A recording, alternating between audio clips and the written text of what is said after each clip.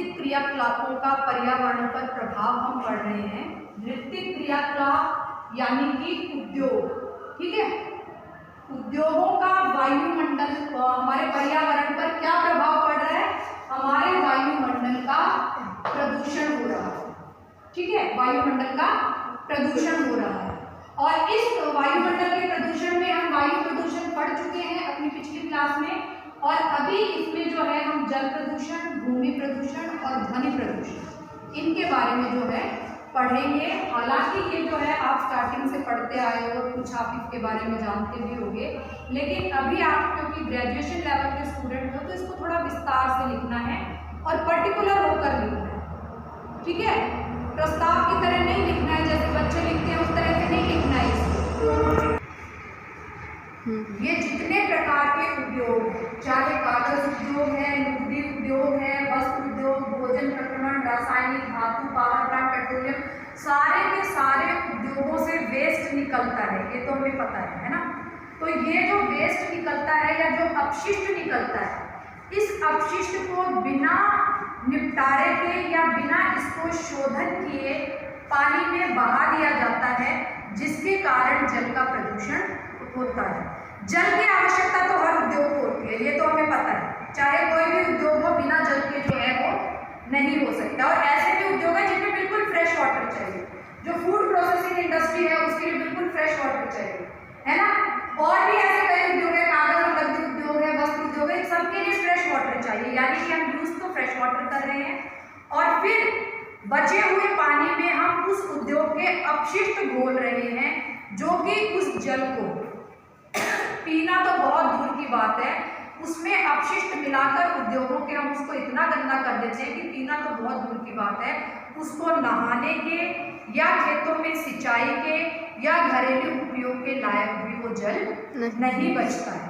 क्योंकि ये जो उद्योग हैं ये विभिन्न प्रकार के जो प्रदूषक हैं, जैसे कि chlorine, sulphate, bicarbonate, nitrate, sodium, magnesium phosphate आदि को जो है जल में छोड़ देते हैं। और न केवल नदी बल्कि तालाब, झील या समुद्र के तटीय क्षेत्र इन सबको जो है जल प्रदूषण करते हैं, ठीक है।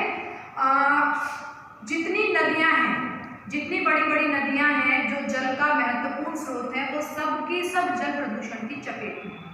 गंगा के बारे में तो आपको पता ही है कि सबसे पवित्र नदी कही जाती थी, लेकिन आज जो है ये विश्व की सबसे ज्यादा प्रदूषित नदी है। उस प्रदूषण का कारण दो ही चीजें हैं, या तो उद्योग या धार्मिक कर्म। तीसरा कोई कारण मुझे नहीं लगता कि उस जल प्रदूषण का होगा, क्योंकि हमारे जो धार्मिक चीजें हैं वो भी उस जल को बहुत ज्यादा प्रदूषित करती है। खैर वो आज का टॉपिक नहीं है हमारा, आज हम केवल उद्योगों पे कंसंट्रेट कर रहे हैं। तो ये सारे उद्योग जो है विभिन्न प्रकार के प्रदूषण जल में घोलते हैं, जिसके कारण जो है जल का प्रदूषण होता है, ठीक है।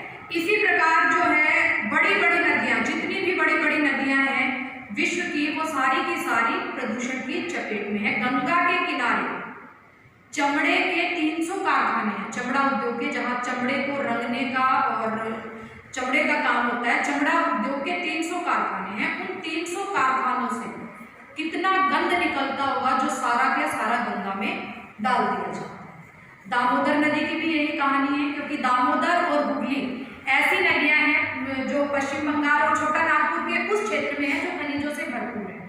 तो वहाँ विभिन्न प्रकार के उद्योग हैं। उन उद्योगों के का जितना भी अपशिष्ट है वो सारा का सारा दामोदर और हुगली नदी में डाल दिया जाता है। और जैसी कहानी गंगा, दामोदर या हुगली की है, वही भारत की सारी महत्वपूर्ण नदियाँ, चाहे वो महानदी, गोदावरी, कृष्णा, कावेरी, नर्मदा, ताप्ती, कोई भी नदी हो, उन सब की यही कहानी है कि उसका जो फ्रेश वाटर है वो तो उद्योग ले लेते हैं, लेकिन उसमें जो छोड़ते हैं वो केवल जो है प्रदूषक छोड़ते हैं, जो उस जल को न तो पीने लायक छोड़ते हैं और ना ही सिंचाई के या किसी अन्य उपयोग के लायक जो है वो जल बचता है, ठीक है। इसी प्रकार जो है जो रासायनिक उद्योग है, हाँ, इस जल प्रदूषण में कुछ उद्योग ऐसे हैं जो क्या करते हैं, चिकना अपशिष्ट छोड़ते हैं, चिकना वेस्ट छोड़ते हैं। जैसे हमारा फूड प्रोसेसिंग इंडस्ट्री है, मान लीजिए कोई तेल का कारखाना है या कोई वनस्पति घी का कारखाना है या इस तरह का कोई भी जिसमें जो है चिकनाई यूज करते हैं, या हमारा पेट्रोलियम उद्योग है, ये सब क्या है, वसा वाले अपशिष्ट निकालते हैं कि चिकने अपशिष्ट निकालते हैं और उस चिकने अपशिष्ट को भी जो है जल में बहा दिया जाता है। वो जल के ऊपर जो है एक पतली परत बन जाती है और केवल यही बात नहीं है कि वो हमारे लायक नहीं है, ना पीने के, ना कपड़े धोने के, ना नहाने के, ना फसलों के, बल्कि वहाँ पर जो वनस्पति है, जो पेड़ पौधे हैं और जल में जो जीव जंतु हैं, उन सब का नाश जो है उसके कारण होता है, क्योंकि वो जो तैलीय प्रदूषक है वो जल को किसी भी लायक नहीं छोड़ते। और इसके और कितने सारे एग्जाम्पल हो सकते हैं कि ये जो उद्योग है ये जल को कितनी गलत तरीके से जो है प्रदूषित कर रहे हैं। अभी लॉकडाउन लगा था तो खबरों में आ रहा था ना कि जालंधर से लुधियाना दिखने लगा और गंगा नदी उतनी साफ हो गई जितनी 50 वर्षों के बजट में भी नहीं।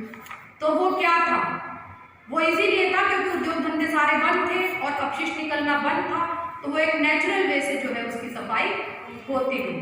प्रदूषण का मेन जो है, कोई भी प्रदूषण है, चाहे जल प्रदूषण है, वायु प्रदूषण है, कोई भी प्रदूषण है, प्रकृति का एक लेवल है कि वो अपने आप को रिपेयर कर सकती है। एक सेल्फ रिपेयरिंग प्रोसेस होता है ना, सेल्फ रिपेयरिंग प्रोसेस होता है, मनुष्य की बॉडी का भी होता है।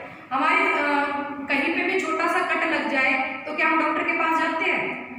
नहीं जाते ना, क्योंकि वो छोटा सा कट हमें पता है 2-4 दिन में हील होके अपने आप ठीक हो जाएगा। लेकिन अगर वो कट इतना बड़ा होगा, वो क्या है, एक सेल्फ प्रोसेसिंग है, एक जो है सेल्फ हीलिंग की प्रोसेस है। छोटा कटेगा तो वो अपने आप ठीक हो जाएगा। यही बात प्रदूषण पर भी लागू होती है। हम थोड़ा बहुत डालेंगे तो पर्यावरण उसको साफ कर देगा, लेकिन अगर हम इतना काट देंगे पर्यावरण को कि वो फिर डॉक्टर के पास जाए बिना उसका इलाज नहीं हो सकता है, तो हमने इस पर्यावरण को इतना ज़्यादा प्रदूषित कर दिया है कि अब डॉक्टर की नहीं, मुझे तो लगता है आईसीयू की जरूरत होने वाली है ना। तो ये वास्तव में चिंता के विषय है और हम सबका, ये किसी एक व्यक्ति का काम नहीं है, ये इसके लिए बहुत ज़्यादा स्ट्रिक्ट लॉ और ये सारी चीज़ें होनी चाहिए, तभी हम इस प्रदूषण पर रोकथाम लगा सकते हैं। ओके, अब जो है भूमि प्रदूषण यानी कि लैंड। अब ये जो भूमि प्रदूषण है, भूमि प्रदूषण उद्योग जो है भूमि को किस प्रकार प्रदूषित कर रहे हैं, जो इन उद्योगों से वेस्ट निकलेगा वो वेस्ट या तो जल में बहा दिया जाएगा, जल प्रदूषण होगा, या वो भूमि पर डंप कर दिया जाएगा। जब वो डंप कर दिया जाएगा तो वो हमारी भूमि को प्रदूषित करेगा। और केवल यही बात नहीं कि वो जिस भूमि पर पड़ा है उस भूमि को प्रदूषित करेगा, क्योंकि वो सालों तक वहां पर पड़ा रहेगा, वो रिस रिस कर जमीन के अंदर चला जाएगा। जमीन के अंदर जो भूमिगत जल है उसको प्रदूषित करेगा, और भूमिगत जल को प्रदूषित करने का मतलब है कि वहां के पूरे एरिया के जल को उसने खराब कर दिया, और वो जल जब बाहर निकलेगा और फिर से जो है वो जमीन पे आएगा तो वो उसमें इतने तरह के रासायनिक तत्व घुले होंगे कि वो उस पूरी जमीन को जो है बंजर बना देगा। उद्योग के लिए एक तो हम जो उपजाऊ भूमि है उसका उपयोग कर रहे हैं, और फिर जो अपशिष्ट निकालकर जो आसपास की भूमि है उसको भी प्रदूषित कर रहे हैं, है ना। इसी प्रकार ध्वनि प्रदूषण है। ध्वनि प्रदूषण है, उद्योगों से कितनी आवाज निकलती है, कितना जो है साइंटिफिक रिसर्च ये कहते हैं कि 90 डेसिबल, ध्वनि को किसमें नापते हैं, डेसिबल में, है ना। तो 90 डेसिबल से ऊंची आवाज अगर मनुष्य लगातार सुनता रहेगा तो बहरेपन की शिकायत हो जाएगी, और उद्योगों से जो आवाज निकलती है वो इससे कहीं ज्यादा होती है। ठीक है, क्योंकि जितने भी औद्योगिक प्रदेश हैं उनके आसपास जो है मनुष्य के रहने, मानव निवास के लायक वो नहीं बचती है वो जगह। तो इस तरह उद्योग लगने का मतलब ये है कि ये सब का सब, वायु को भी हमने प्रदूषित किया, जल को भी प्रदूषित किया, भूमि को भी प्रदूषित किया, और ध्वनि प्रदूषण करके जो है एक ऐसा दायरा बना दिया कि अब मनुष्य उसके आसपास अपना घर भी नहीं बना सकता।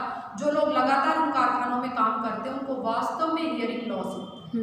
कई उद्योग तो ऐसे हैं जो बहुत ज्यादा जो है ध्वनि प्रदूषण फैलाते हैं।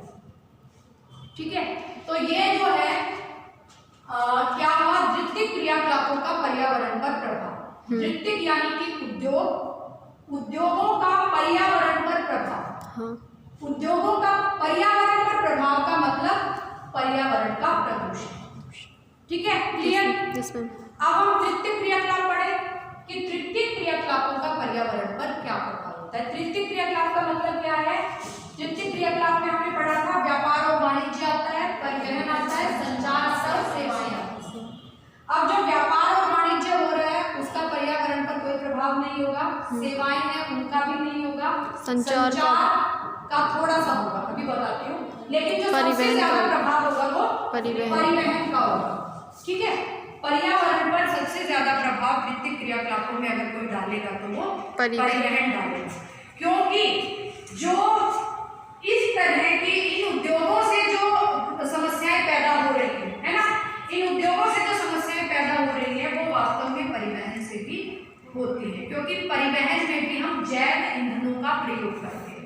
जैव ईंधन का प्रयोग करने का मतलब ये है कि हमने जो है कार्बन डाइऑक्साइड की मात्रा बढ़ाई, सल्फर डाइऑक्साइड छोड़ा, मीथेन छोड़ा, क्लोरोफ्लोरो छोड़ा, सब कुछ छोड़ा।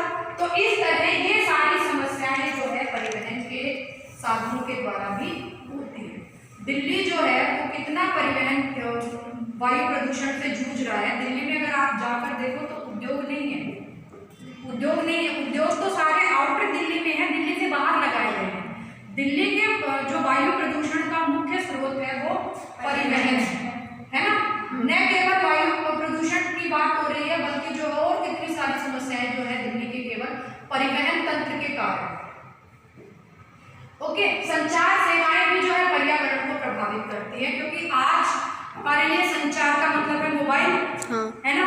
और उस मोबाइल के जो टावर लगाए जाते हैं वो टावर ऐसी रेस छोड़ते हैं जो हमारे पर्यावरण को प्रभावित करते हैं। वो चिड़िया, जो छोटी चिड़िया हम देखते थे, वो चिड़िया देखी है नहीं, जो यहाँ से इन जंगलों से और इनसे घुस के जो आती थी, फुदकती डोलती रहती थी, या कबूतर थे या कौवे थे, कितने थे पहले।